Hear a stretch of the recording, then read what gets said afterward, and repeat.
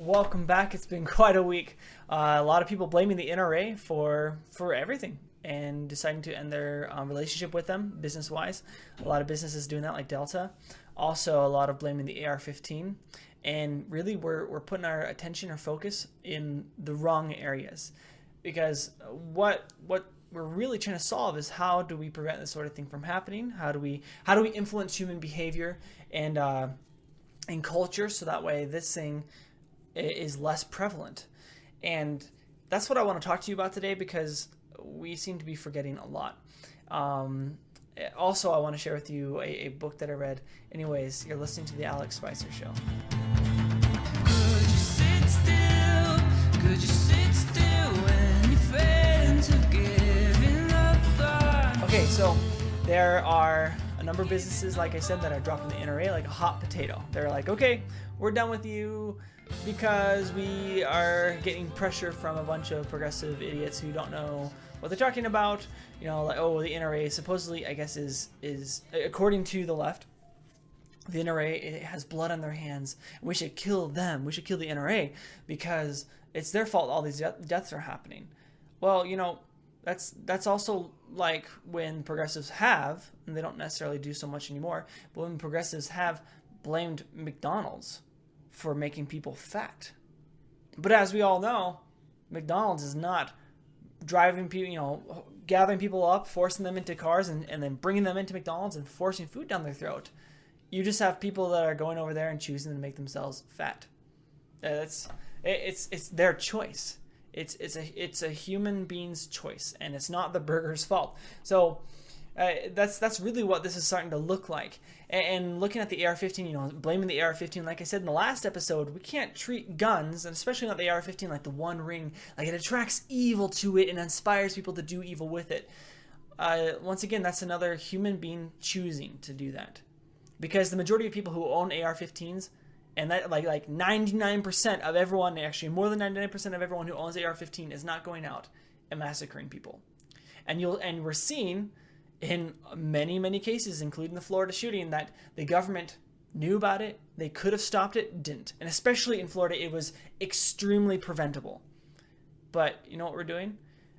We are having news organizations that are using the victims, using these kids who went through this horrific experience to then try to badger us into some leftist agenda to you know, get rid of the AR-15 and do other things that really we need to think about more carefully, more thoroughly, instead of acting on this impulse, this emotional impulse.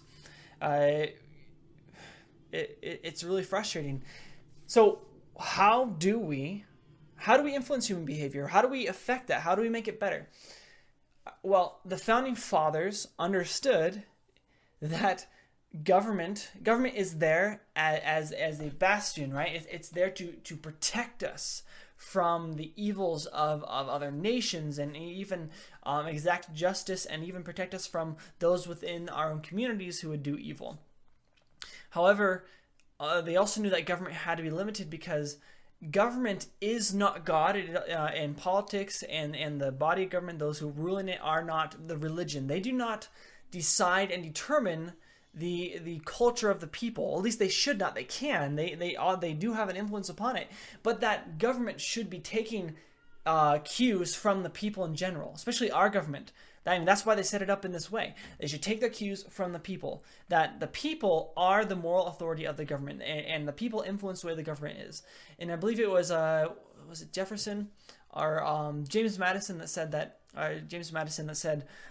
that government is a reflection of the people. Our passions, our vices, you know, our problems. The government is the reflection of the people. So if our government's really sucking and doing a bad job, and we're having all sorts of issues, then we really need to look internally. If we want a clean house, like a lot of people say, well, then we need to clean ourselves up. And what's happening here is we're having, you know, big divides, and people on both sides of the aisle are forgetting what the true solutions are, and so we end up fighting on, you know, all these nuances. Now, it's good that we're able to debate and talk about, okay, well, how do you define assault rifle? Because that's a big problem. That's actually really important. How is it differentiated? What makes it any different, and why do we blame that? Those are good questions to ask, but once again, we're coming down to, well, how do we keep this from happening again? How do we prevent human beings from doing this? And people are looking to government, and it is not in the government. The government, like I said, takes the cues, takes its influence from the people. If the government is looked to, like it has been for the last 10 years now, if the government is being looked to as the source of solutions to all of our problems, then we are going to lose our liberty. We're going to lose our freedom. Government is not the solution to all of our problems. Most of the time, it is the cause of many of our problems. We have to recognize, just like the founding fathers did, and do your history, research history, do your homework, but the main source of influence upon the people, and a positive influence upon the people, if it is good itself, happens to be religion. That religion influences the people to think and do certain things, and also because religion teaches us the proper principles to understand between right and wrong.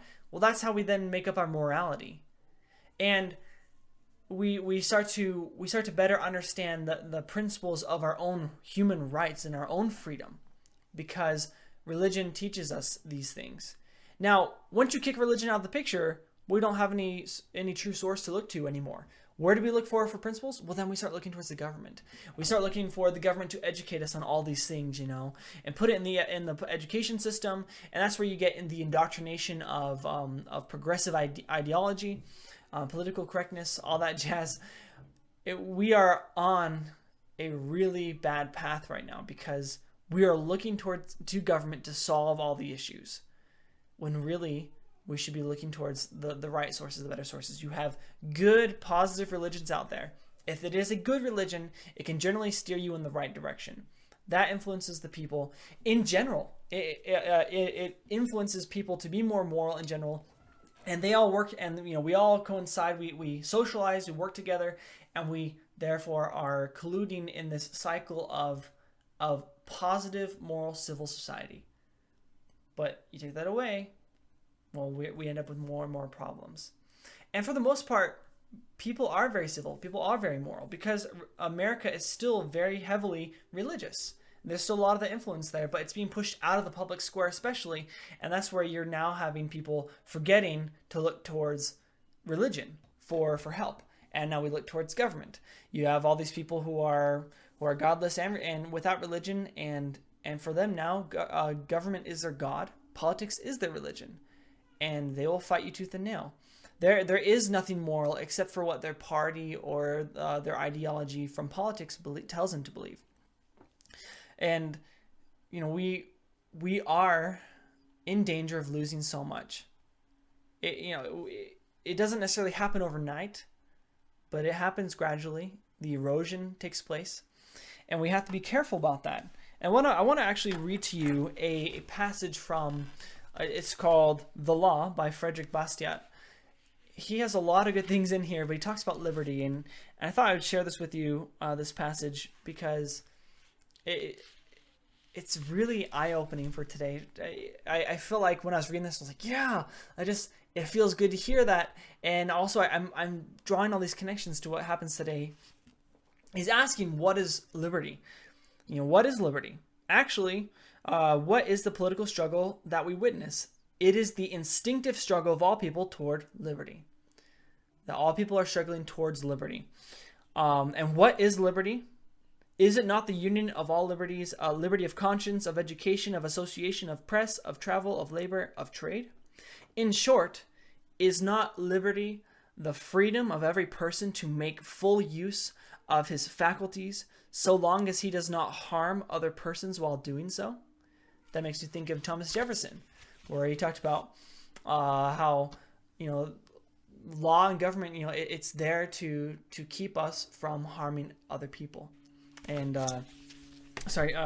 not to divert too much, but he continues, Is not liberty the destruction of all despotism, including, of course, legal despotism? Finally, is not liberty the restricting of the law only to its rational sphere of organizing the right of the individual to lawful self-defense, of punishing injustice? It must be admitted that the tendency of the human race toward liberty is largely thwarted, especially, well, because this is back in the 1700s, especially in France. And this is great, but he says, this is greatly due to a fatal desire learned from the teachings of antiquity, and I'd even say, if we apply it today, learn from government, that our writers on public affairs have this in common. They desire to set themselves above mankind in order to arrange, organize, and regulate it according to their fancy. And that describes a lot of state legislators and even somewhat the federal government, where they want to set themselves above other people, and people are looking to them like they should be set above, and they are in control and power, and we can use them to control the people, to induce morality upon the people through law. Once again, law does not determine human behavior. Human beings do. We have what's called agency, and if we think that laws are going to control human behavior, you're going to find that you're only going to harm and control those who are choosing to behave lawfully. And we can go on the far extreme end, like, we get rid of all guns, that sort of far extreme end. But once again, you are hurting the people in general. You are making them helpless and incapable of defending themselves, not just like their own personal life from other people and the property from other people, but also from the government. There's a reason why the founding fathers instilled, they didn't instill, but they had this feeling, as all of America did, that you have to be careful against government because government tends towards tyranny. So you have to make the government afraid of its own people and held accountable to its own people. And we do that through voting. And we, if that doesn't exist, then you're going to end up with a controlling government, a tyrannical government. So think about that. Think about, what we're doing wrong, and try to make it better. Let's try to do something different. Once again, religion tends to influence us for good. It teaches us the proper principles to know how to do what is good, and it influences society in general. And also, if we understand that, let me just say, then we'll understand that we should be able to exercise our rights, our natural rights, and our rights in the Constitution freely and openly. And it should not be a cultural moray. It shouldn't be something that we go in our culture to exercise that right. For example, they exercise the Second Amendment, and to be able to have weapons on you, people being afraid of even being around guns, that is bad culture right there. And that sets you up for a people who are ready to be robbed of their rights willingly. They give it up themselves. It just astonishes me just how we forget these things and how we go down this path so easily. Anyways, I do also just want to end with talking about a book. I read a book called Talent is Overrated. And I highly suggest that if you want to understand how you can be better at what you do, better performing, but especially if you're a parent. I mean, I'm 26 years old, but I'm a father of 3 boys. And I love them to death, and I've had these thoughts like, I should really do more with them in these ways. And as I've been thinking about it, and then I read this book, I was like, I totally should do that. Because this book talks a lot about how some of the best performers out there, it has nothing to do with talent, but it had a lot to do with good parenting. That their parents instilled in them this work ethic and this understanding of how to accomplish, but also like put them to the task to do these things, where they were able to do amazing things. And not enough can be said about how important parents are and how good they are for people. And that includes in having good kids who don't go and shoot other kids. Parenting is so important. But read the book, Talent is Overrated. It is amazing. I will talk to you all next week. Don't forget to live free until next time. Thank you all so much for listening. And also, hit like, subscribe, and if you have any questions, post them below. I would love to answer them for you. If you have any suggestions for episodes too, I'm all ears.